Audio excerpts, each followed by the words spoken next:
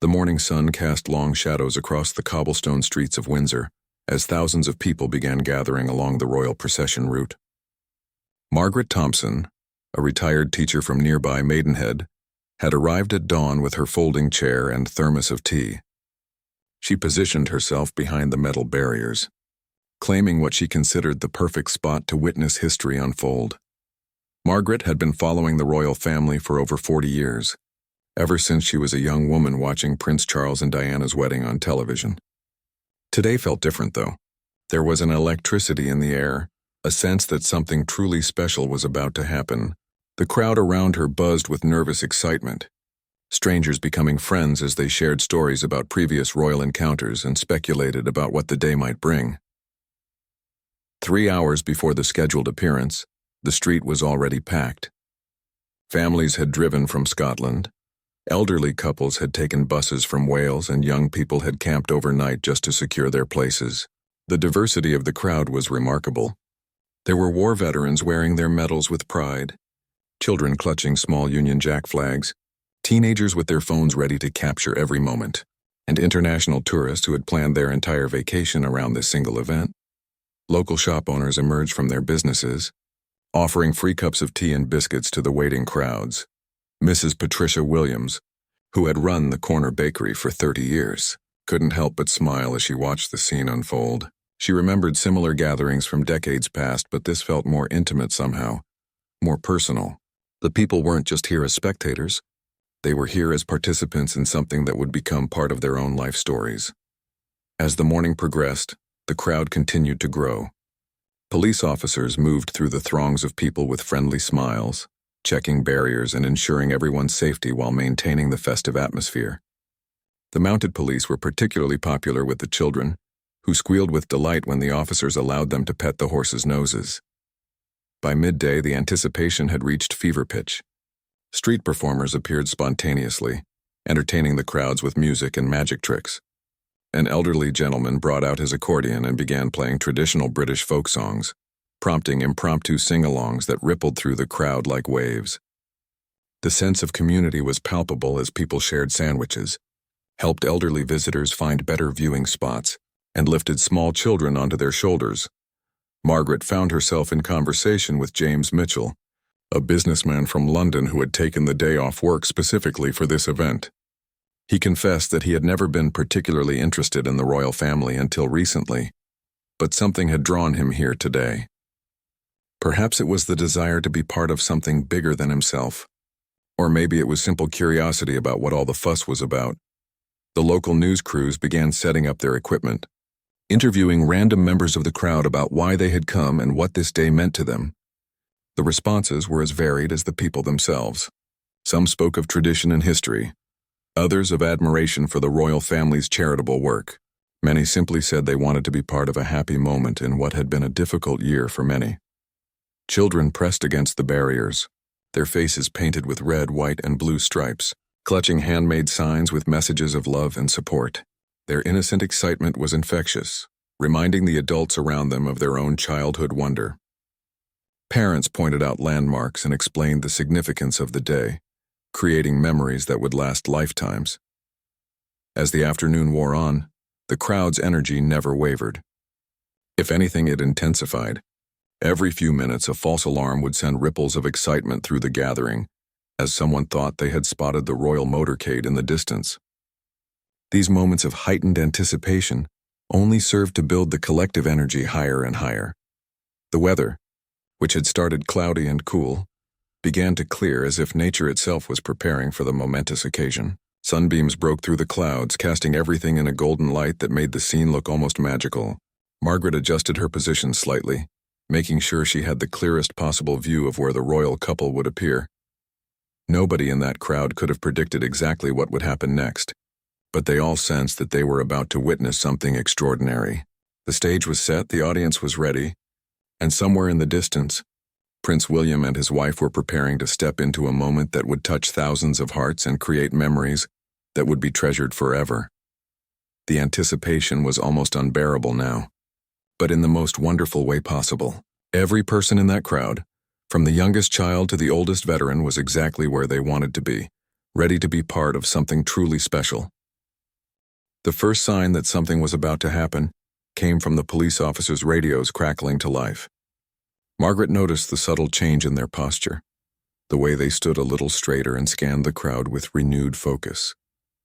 The mounted officers began positioning themselves at strategic points along the route, their horses sensing the shift in energy and stepping proudly as if they too understood the importance of the moment. A black Range Rover with tinted windows appeared at the far end of the street, moving slowly and deliberately through the cordoned-off area. The crowd's chatter died down to a whisper as thousands of pairs of eyes focused on the approaching vehicle. Children were lifted higher onto shoulders, phones were raised, and everyone pressed forward against the barriers as much as safety would allow. Behind the Range Rover came two more identical vehicles, followed by police motorcycles with their blue lights flashing silently. The motorcade moved with practiced precision, each driver knowing exactly where to position their vehicle for optimal security and public visibility. The lead car came to a smooth stop directly in front of the designated area where temporary steps had been installed just hours earlier. Margaret felt her heart racing as car doors remained closed. For what seemed like an eternity but was probably only 30 seconds, the crowd held its collective breath, the silence broken only by the distant sound of helicopter rotors overhead and the occasional click of a camera shutter. Even the street performers had stopped their acts, turning their attention to the motorcade like everyone else. The first person to emerge was a security officer, who quickly scanned the crowd before giving an almost imperceptible nod to someone inside the vehicle. Then the rear door opened, and a collective gasp rose from the crowd as they caught their first glimpse of polished black shoes. Stepping onto the pavement, Prince William emerged from the car with the natural grace that comes from a lifetime of public appearances, but there was something different about him today. Instead of the formal, measured movements typical of official royal engagements, he seemed relaxed and genuinely happy to be there. He turned immediately to help his wife step out of the vehicle, a gesture so natural and loving that it drew spontaneous applause from several sections of the crowd. The princess appeared like a vision, her outfit carefully chosen to be both elegant and approachable. She wore a coat in a shade of blue that seemed to capture the morning sky, paired with modest heels that would allow her to walk comfortably among the people. Her hair caught the sunlight as she emerged, and her smile was immediate and radiant as she took in the sea of faces before her. What happened next surprised everyone, including the security detail. Instead of proceeding directly to the planned podium area, Prince William paused and gestured toward the crowd. He said something to his wife that made her laugh, and together they walked directly to the barriers where the people were waiting. Margaret found herself just 10 feet away from the royal couple as they approached her section of the crowd. She could see the genuine warmth in their eyes, the way they made eye contact with individuals rather than simply looking over the crowd as a whole. The prince spoke first, his voice carrying clearly in the hushed atmosphere. "Thank you all for being here today," he said, his words simple but delivered with such sincerity that they seemed to reach every person individually. "This means more to us than you could possibly know." The princess stepped forward, her presence immediately commanding but never imposing. When she spoke, her voice had a musical quality that seemed to put everyone at ease. "We wanted to come and see you, to thank you personally for everything you do for our communities and for the support you show our family." An elderly gentleman near Margaret called out, "God bless you both," and the royal couple turned in his direction with genuine smiles. Prince William walked over to shake the man's hand, while the princess stopped to speak with a young mother who was holding a baby. "How old?" the princess asked, gently touching the baby's hand. The mother, clearly overwhelmed but trying to maintain her composure, managed to whisper, 6 months, Your Royal Highness." The princess spent several minutes chatting with the young family, asking about the baby's name and making the kind of small talk that transforms a formal encounter into a personal memory. Meanwhile, Prince William had moved along the barrier, stopping to speak with veterans, children, and elderly visitors. He had a remarkable ability to make each person feel as though they were the only one there, giving them his complete attention for those precious few moments of interaction. The planned schedule was clearly being abandoned in favor of these spontaneous connections with the people. Security officers exchanged glances but adapted quickly to the new plan, repositioning themselves to accommodate the royal couple's desire to spend real time with the crowd rather than simply making a ceremonial appearance. What struck Margaret most was how natural it all seemed. These weren't practiced interactions or scripted moments. The prince and princess were genuinely engaged with each person they met, asking real questions and giving thoughtful responses. Their body language was open and relaxed, and their laughter was frequent and genuine. The crowd, initially overwhelmed by the proximity to royalty, began to relax as well. The formal atmosphere gave way to something more like a neighborhood gathering, with the royal couple as the guests of honor, who had come to visit friends rather than subjects. As the royal couple continued their impromptu walkabout, something magical began to happen in the crowd. The initial shock and excitement evolved into something deeper and more meaningful. People started sharing their personal stories not just with the prince and princess but with each other. Strangers who had been standing side by side for hours suddenly found themselves opening up about their lives, their hopes and their dreams.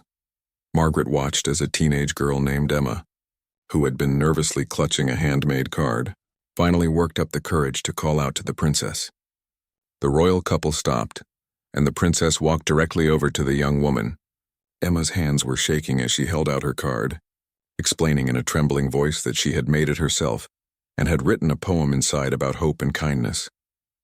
The princess took the card with both hands, holding it as if it were made of precious metal. She opened it carefully and began to read the poem aloud, her voice carrying to the nearby sections of the crowd. The words spoke of finding light in dark times, of the power of compassion to heal wounds, and of how small acts of kindness could change the world. When she finished reading, there wasn't a dry eye within 50 feet. "This is absolutely beautiful, Emma," the princess said, and her voice carried genuine emotion. "May I keep this? I would like to frame it and put it somewhere special where I can read it often." Emma could only nod, tears streaming down her face as she realized that her words would actually find a permanent place in royal hands. Prince William, who had been listening to the exchange, stepped forward and asked Emma about her studies and her dreams for the future. When she mentioned that she wanted to become a teacher, but worried about affording university, he spent several minutes encouraging her, sharing thoughts about the importance of education and the impact teachers have on society. By the time he moved on, Emma was standing taller, her confidence visibly boosted by the royal encouragement. Near the front of the crowd, 8-year-old Tommy Harrison had been waiting with his grandfather, a World War II veteran named Albert. Tommy had been practicing for weeks what he would say if he got the chance to meet the prince, but now that the moment had arrived, he found himself tongue-tied. His grandfather gently encouraged him, whispering that the prince was just a person like anyone else, only with a very special job. When Prince William approached their section, Albert stepped forward slightly and saluted. The prince immediately returned the salute with perfect military precision, then extended his hand for a firm handshake. "Thank you for your service," he said simply, but the weight of history and gratitude behind those words was unmistakable. Albert's eyes filled with tears as he spoke about his late wife, how she had always wanted to meet a member of the royal family but had passed away the previous year. Prince William listened intently, asking about her favorite memories and what she had been like. When Albert mentioned that she had been a nurse during the war, the prince shared a story about his own experiences with military medical personnel, creating a connection across generations and experiences. Young Tommy, emboldened by watching his grandfather's interaction, finally found his voice. "Your Highness," he said in a small but clear voice, "I want to be brave like you when I grow up." Prince William knelt down to Tommy's eye level, bringing himself to the child's height in a gesture that spoke volumes about his character. "Do you know what real bravery is, Tommy?" the prince asked. The boy shook his head, suddenly very serious. "Real bravery isn't about not being scared. It's about doing the right thing even when you are scared. And you know what?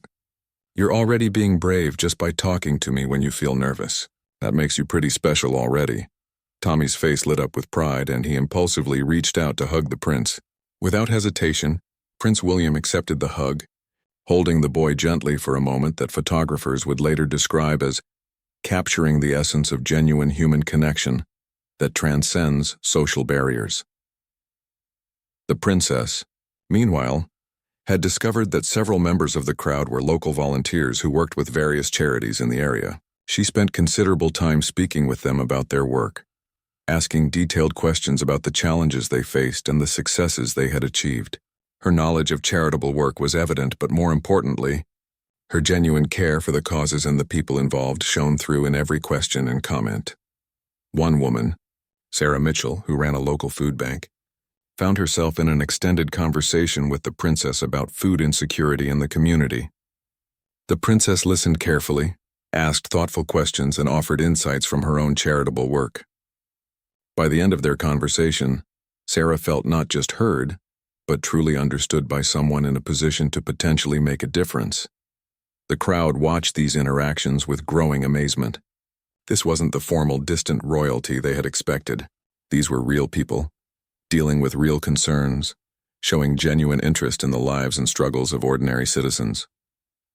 The barriers between royalty and subjects seemed to dissolve as human connections formed and strengthened with each passing minute. As word spread through the crowd about the extraordinary nature of the royal couple's visit, something unprecedented began to happen. People started moving toward the barriers not just to catch a glimpse of royalty, but to be part of what was clearly becoming a once-in-a-lifetime community gathering. Local shop owners closed their stores temporarily to join the crowd. Parents picked up children from nearby schools, and elderly residents who had been watching from windows came down to street level with the help of neighbors and family members. Mrs. Elizabeth Foster, a 92-year-old widow who lived in a flat overlooking the street, had been watching from her window when her neighbor, a young nurse named Katie, knocked on her door. "Mrs. Foster," Katie said breathlessly, "you need to come downstairs. They're actually talking to everyone, and I know how much the royal family means to you. I'll help you down there." With Katie's assistance, Mrs. Foster made her way slowly to the crowd, her walking stick tapping against the pavement. Word of her arrival somehow reached the princess, who immediately made her way over to the elderly woman. The crowd naturally parted to allow the royal approach, creating a small circle of space around Mrs. Foster.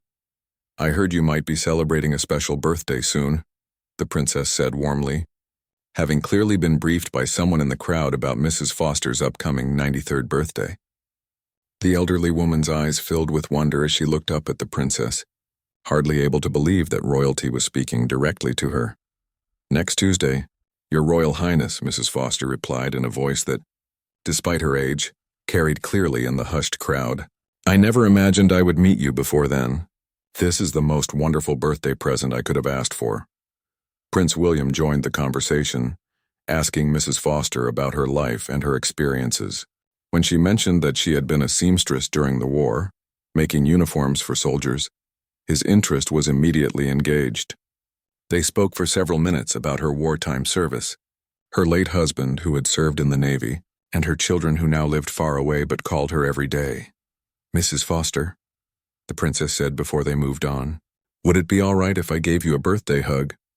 The elderly woman's face transformed with joy as she accepted the gentle embrace, and there wasn't a person in that crowd who wasn't moved by the tender moment. The ripple effect of these personal interactions was remarkable to observe. Each person who spoke with the royal couple returned to their place in the crowd transformed, glowing with the memory of their encounter. But more than that, they began sharing their experiences with those around them, creating waves of connection and community spirit that spread throughout the gathering. James Peterson, a local mechanic who had initially come only because his wife insisted, found himself deeply moved by what he was witnessing. He had always been somewhat skeptical about the royal family, viewing them as out of touch with ordinary people's lives. But watching Prince William spend 10 minutes discussing football with a group of local teenagers, seeing him genuinely laugh at their jokes and share stories about his own sporting interests, began to change his perspective entirely. The teenagers, initially starstruck and barely able to speak, gradually relaxed as the prince treated them like the intelligent young people they were, rather than simply children to be patronized. He asked about their school experiences, their career aspirations, and their concerns about the future. When one young man mentioned struggling with anxiety about upcoming exams, Prince William spoke openly about the importance of mental health and shared resources that might be helpful. "It's okay to feel overwhelmed sometimes," the prince told the group. "What matters is that you don't face those feelings alone. There are people who want to help, and asking for help isn't a weakness, it's actually pretty brave." The princess, meanwhile, had encountered a group of young mothers with babies and toddlers. What began as a brief greeting turned into an extended discussion about the challenges of parenting, the importance of community support, and the joys and difficulties of raising children in the modern world. Her own experiences as a mother clearly informed her conversation, and the other mothers responded to her with the kind of openness reserved for trusted friends. One mother, Lisa Chen, had been struggling with postpartum depression and had only come out today because her neighbor had insisted it would be good for her to get some fresh air. She found herself in conversation with the princess about the realities of new motherhood, the exhaustion, the overwhelming love, and the fears that come with being responsible for a tiny human life. "It's the hardest job in the world," the princess said with complete sincerity. "And the most important one, you're doing better than you think you are. And it's okay to have difficult days. They don't make you any less of a wonderful mother." Lisa later said that those few minutes of conversation gave her more comfort and confidence than months of well-meaning advice from family and friends. There was something about hearing those words from someone who clearly understood the experience, who had faced the same challenges and emerged stronger, that made all the difference. As the afternoon progressed, the crowd began to realize that this wasn't just a royal visit that they were witnessing. They were participating in something that would become part of local legend, a story that would be told and retold for generations.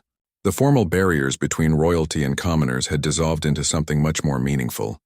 Human beings connecting with other human beings, sharing moments of genuine understanding and compassion. The transformation in the crowd was becoming more visible with each passing minute. What had started as a formal gathering of royal watchers had evolved into something resembling a community festival, with the prince and princess as the beloved guests of honor. People were no longer simply waiting for their turn to meet royalty. They were engaging with each other, sharing stories, and creating connections that would last long after the royal couple departed. Margaret Thompson found herself in conversation with a Syrian refugee family who had recently settled in the area. The father, Hassan, spoke limited English, but his wife Amira was more fluent and was translating for their young daughter Layla, who had been born in Britain and spoke with a perfect local accent. When the princess approached their group, something extraordinary happened that would be talked about for years to come. The princess began speaking to the family in Arabic, her pronunciation careful but clear. Hassan's face lit up with surprise and gratitude as he heard his native language from this most unexpected source.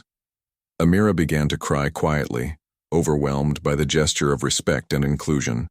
Young Layla, who often felt caught between two cultures, suddenly saw herself represented in the most public and positive way possible. "We wanted you to feel welcome here," the princess said, switching back to English so the surrounding crowd could understand.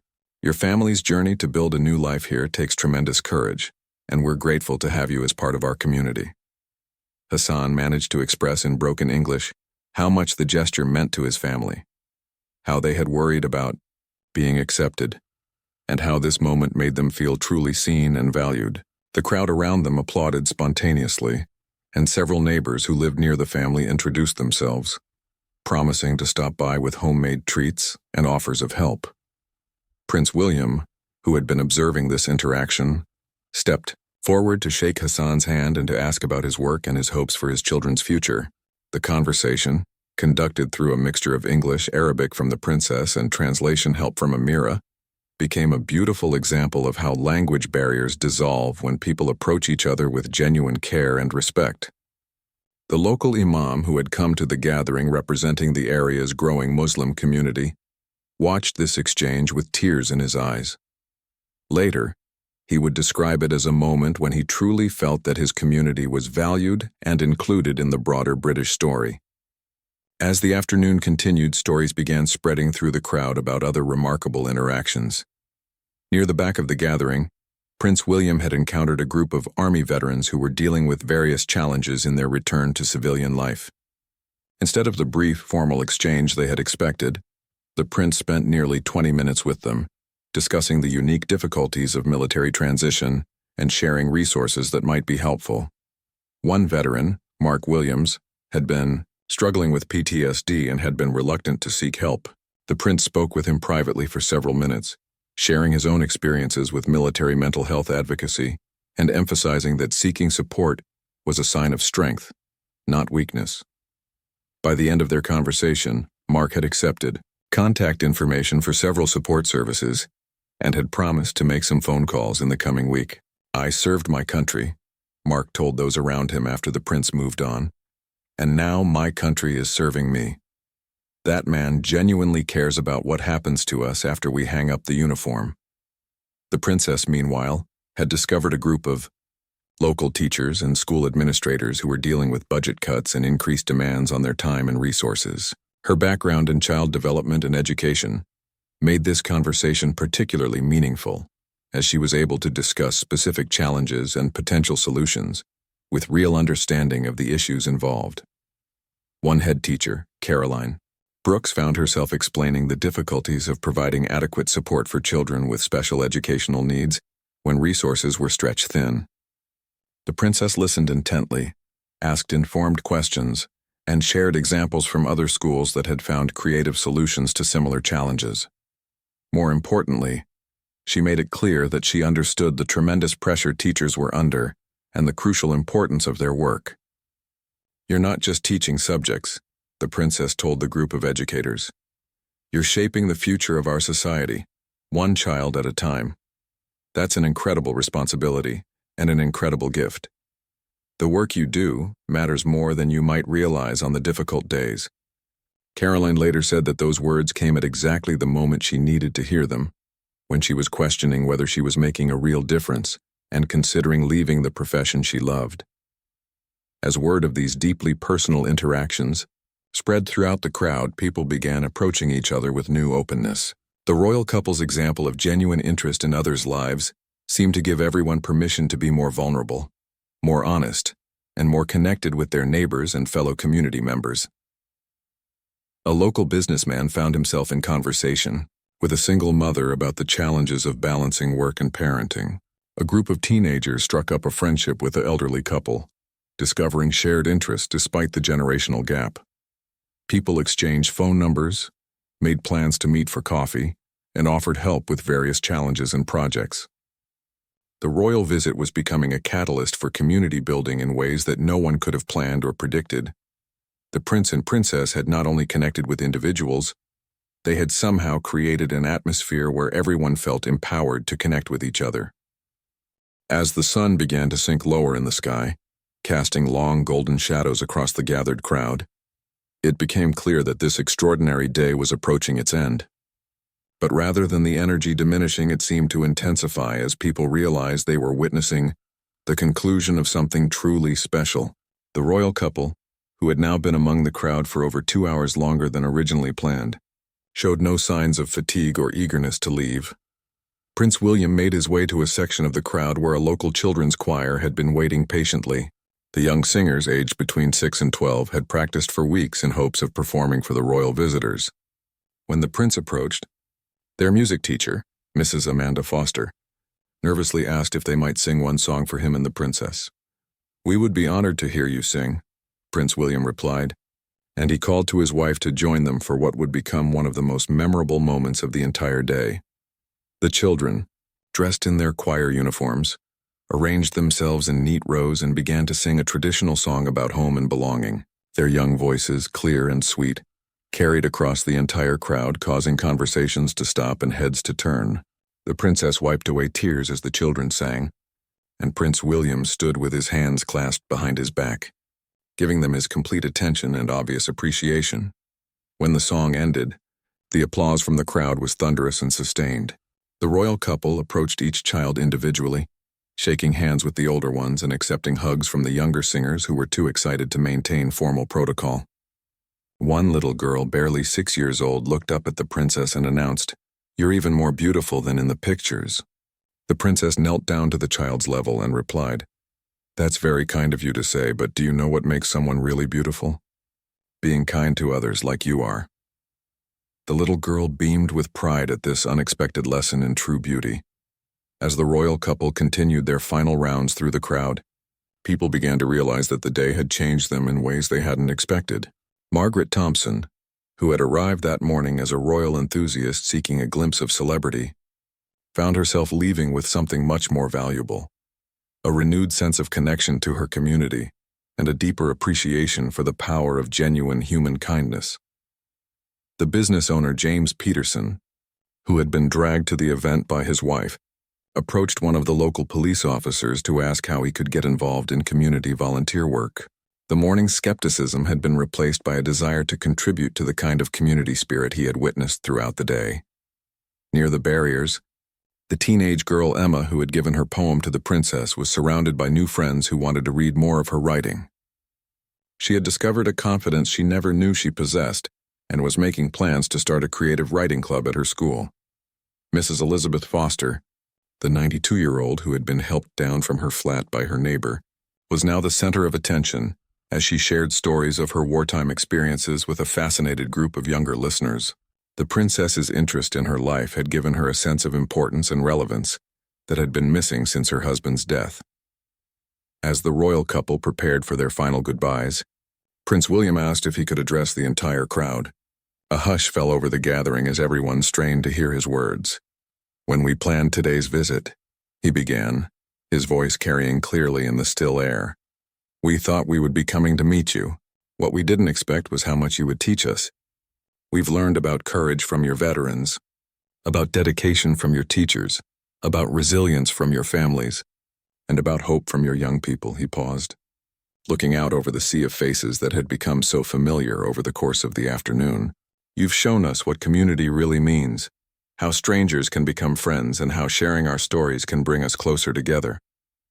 We're not leaving here as the same people we were when we arrived, and we suspect many of you aren't either." The princess stepped forward to add her own words. "We came here today to serve you, to show our appreciation for everything you do for our communities and our country. But you've served us too by sharing your lives, your challenges, and your dreams with us. You've reminded us why this work matters and why community connection is so important." She looked around the crowd, making eye contact with many of the individuals they had spoken with throughout the day. "Please don't let today be the end of the connections you've made here. Continue talking to each other. Continue caring for your neighbors. Continue building the kind of community that makes everyone feel valued and included." The crowd erupted in applause, but it was different from the excited cheering that had greeted the royal couple's arrival. This was deeper, more meaningful, the kind of applause that acknowledges shared experience and mutual respect. As the royal couple began walking back toward their vehicles, they continued to stop for final handshakes, quick hugs, and last words with people they had met throughout the day. The crowd followed them, not pushing or crowding, but walking alongside like friends seeing off beloved visitors. The final moments of the royal visit carried a bittersweet quality that nobody wanted to end. As Prince William and the princess reached their waiting vehicles, they turned for one last look at the crowd that had given them so much more than they had expected to receive. The thousands of people gathered there were no longer strangers united only by curiosity about royalty. They had become a community connected by shared experience and mutual understanding. Margaret Thompson watched from her spot near the front as the princess walked to her car, but instead of getting in immediately, she stopped and turned back to the crowd. In a gesture that was entirely spontaneous and unrehearsed, she placed her hand over her heart and mouthed the words "thank you" to the entire gathering. The crowd responded with a wave of applause and cheers that seemed to come from the very heart of the community itself. Prince William, clearly moved by the response to his wife's gesture, stepped forward and called out, "We'll be back." The promise was met with jubilant cheers and calls of, "We'll be waiting," from dozens of voices in the crowd. As the royal couple finally entered their vehicles, something remarkable happened. Instead of immediately dispersing, the crowd remained.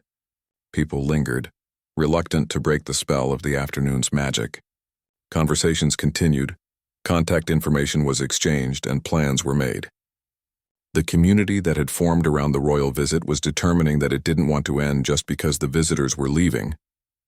Hassan, the Syrian refugee, found himself surrounded by neighbors who were eager to learn more about his family's journey and to offer concrete help with everything from job searching to children's school activities. His wife Amira was exchanging phone numbers with other mothers, planning play dates for their children and coffee meetings for themselves. The group of Army veterans who had spoken with Prince William decided to continue their conversation at a nearby pub, and several community members asked if they could join them to learn more about veterans' issues and how they might help. What had started as a casual gathering was evolving into an ongoing support network.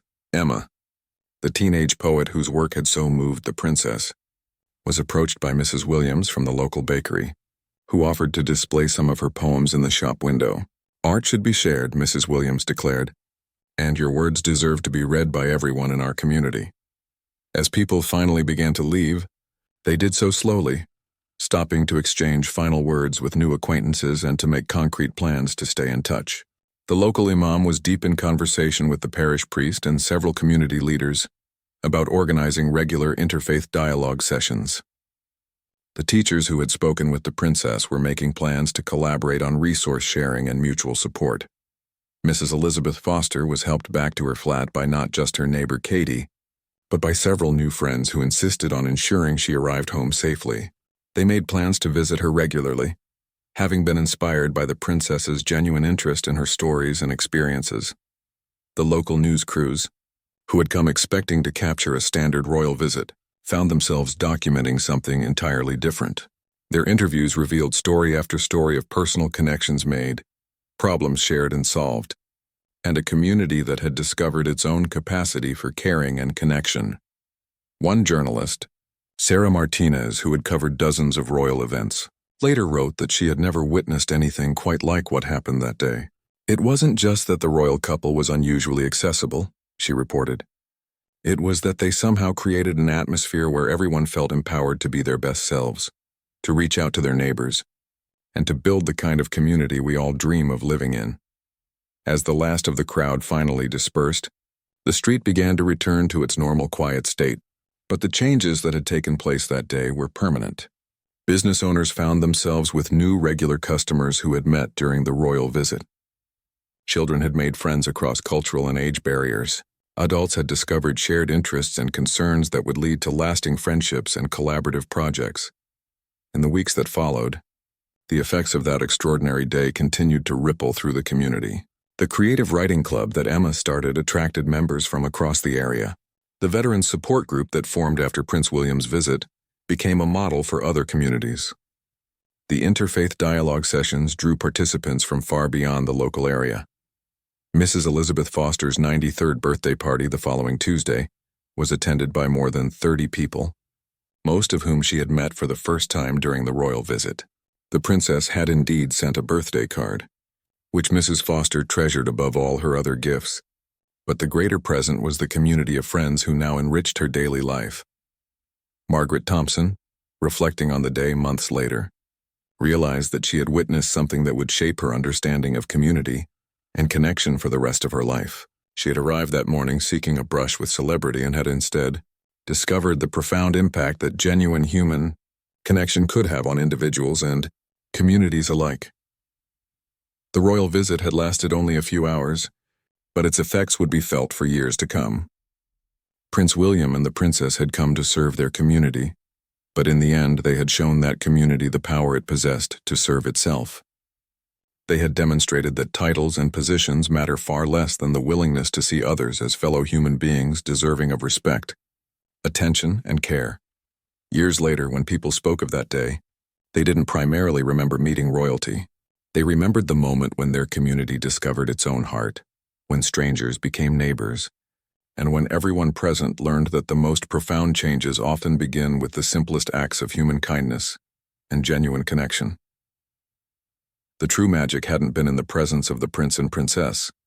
Remarkable as that was, the true magic had been in the recognition that every person in that crowd possessed the same capacity for compassion, the same ability to make others feel valued and seen, and the same power to transform their community through small daily acts of caring and connection. That day had shown them all that they didn't need to wait for special occasions or royal visits to create the kind of community they wanted to live in. They had the power to do it themselves, one conversation, one act of kindness, and one genuine connection at a time.